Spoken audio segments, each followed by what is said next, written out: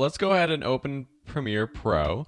When you open Premiere Pro, you'll see a screen like this. Now, I have a bunch of projects that I've worked on already. So you can see here the names of the projects that I've been working on.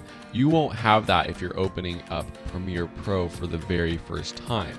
To start a new project, we're going to click this New Project button, but know that if you've recently worked on a project or you want to open a project that you have in your files or on an external hard drive, you can click this Open Project button and then find it from your list of files. You could even just double click that project file from your documents or Finder. I'm going to click New Project. That's going to open up the New Project panel. At the top, we're going to name this project. We'll call this Premiere Pro Course, and then you choose where you want to save it. There's a drop-down menu for some popular locations, or you can click Browse and save it wherever you want. I'm going to save it into the class folder for Adobe Premiere Pro. I'll select Choose for that folder. Then we have some other options to take care of.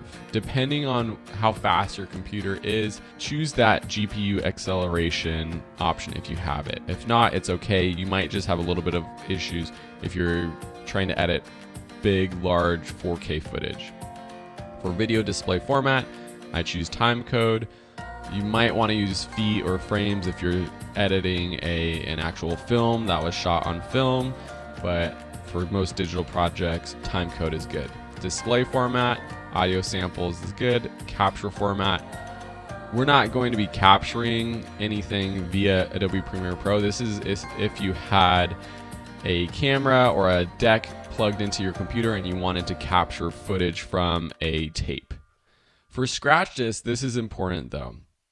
So for me, I typically save all of this same as project. What this means is the video, the renders, the previews, these are files that Adobe Premiere Pro creates when you start a project, when you add effects, when you make changes, when you auto save your project. I like all of those files saving to where my actual project is. I don't want it on some back library of the computer. I want it easily accessible. So I always choose same as project for these. When you're happy with your settings, with the name and with the location, just click OK. And then Adobe Premiere Pro will open up. Now this is probably confusing if you've never opened up Adobe Premiere Pro. So in the rest of this lesson, we're going to learn what these main windows or panels are. We're going to learn how to customize the view so that yours looks like this if your window doesn't look like this, which it might not. One quick way to get your window or your program to look like mine is to go up to Window, Workspaces, Editing. That's the workspace we're going to start out with. Then we're going to learn how to customize it. To understand what all these panels are, I'm going to open up the project we'll be working on for this course, which is this Anthony Carbajal short documentary. I'm actually going to start in the bottom left with our project panel. So all of these windows have panels. Some of them have tabs with other panels behind them. So see here, we have project in the front. Behind that is the effects. And if we click on the effects panel pops up. The project panel is basically your documents. It's your organization panel. It's where you import files. It's where you create new files like titles or graphics. And it's where you keep everything organized. Behind it, we saw this is the effects tab, and this is where we have a lot of our video effects, audio effects, and transitions. Right to the right of the project and the effects panel is this toolbar. This includes all the tools that you have available for editing your footage on the timeline, which is over here to the right. This is the timeline. This might seem very confusing to you, and I wouldn't be surprised, so don't get too worried. You will learn how to do all of this. Just know that on the top of the timeline, starting from V1, V2, V3, V4. You might not have these many layers when you open up Premiere Pro. These are all video tracks. Below on the bottom half, A1, A2, these are audio tracks. You can adjust the size of the track and really any panel by hovering over the line on the edge of the panel or the track and clicking and dragging. You can see me doing that right here with this panel.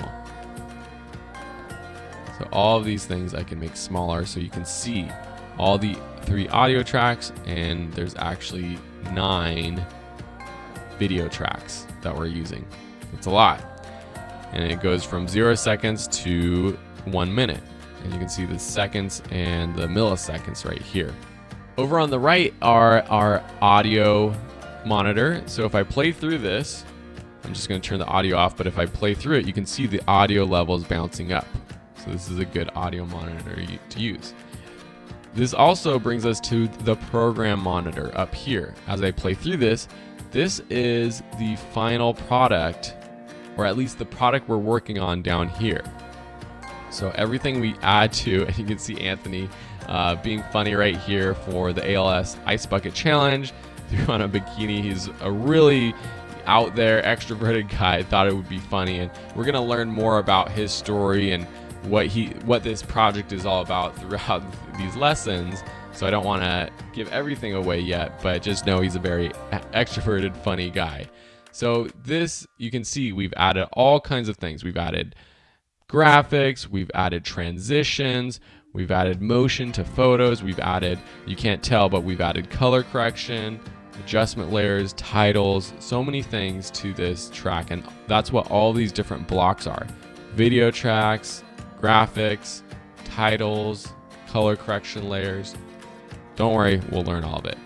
And up here in the program monitor, that's where you see what's happening on your timeline.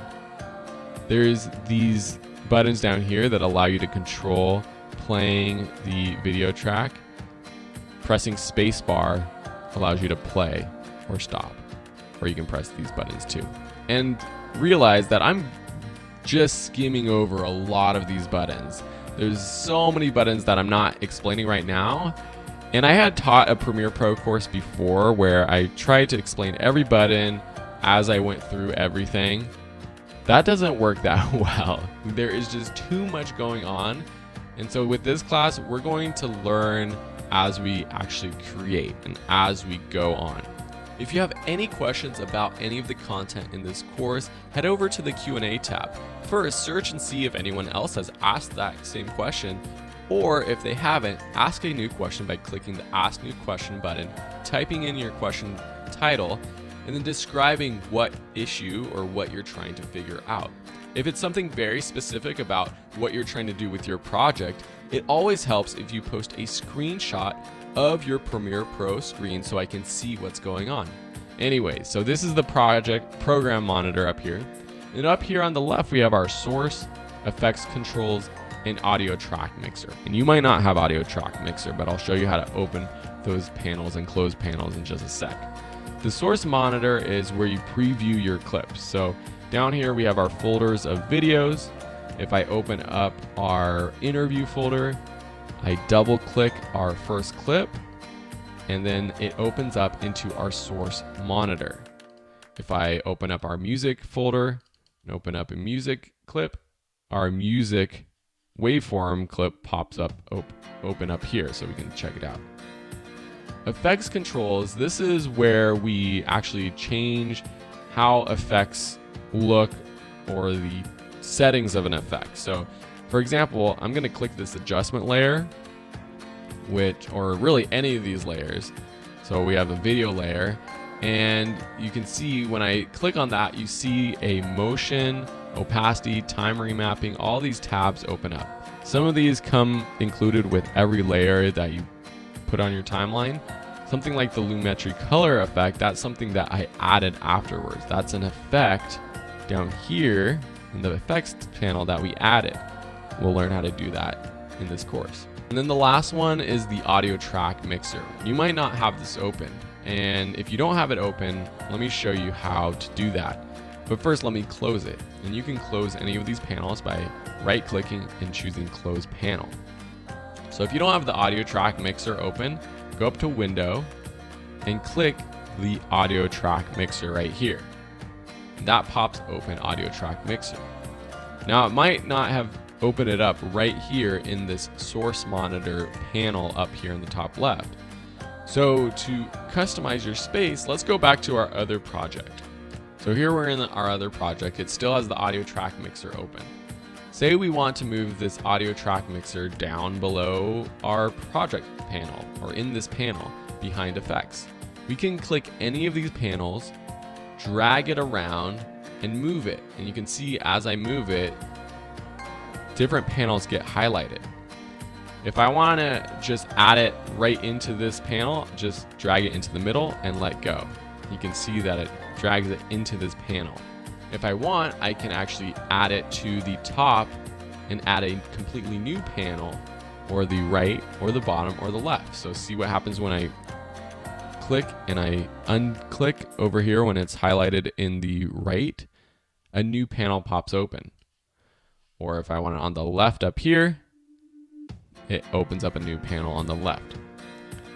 If you're following along, it's probably a lot easier to just play around with this and understand how to do it. You can resize, as I mentioned before. You can drag the tabs to the left or right to adjust the order of the tabs. Say I want audio track mixer before the effects controls, I can just drag it into the middle of those two panels. The goal with this lesson and moving into the next lesson is to set up your project to look like my setup right now. So you want your project panel with effects, you want your timeline down in the bottom right, the program up in the top right, and then the source audio track mixer, not the audio clip mixer, the audio track mixer, and the effects controls up in the top left. To save this workspace so that if it ever gets messed up, or if you ever add new panels or open new panels but want to revert to this setup, go to Window, Workspaces, Save as New Workspace. Click that, and then name your workspace and click OK. I already have one that's set up like this. It's called Phil's Single Monitor. It's basically the same setup. Effects controls is in the middle rather than over to the right. But now, whenever I want to go back to that Phil's Single Monitor setup, I can just click that Phil's Single Monitor. And you can see that I have Sam, Will, these are friends who have used my computer, or I've opened projects on their computers, and it saves those workspaces as well. Thank you so much for watching. In the next lesson, we're going to learn how to import and organize our footage.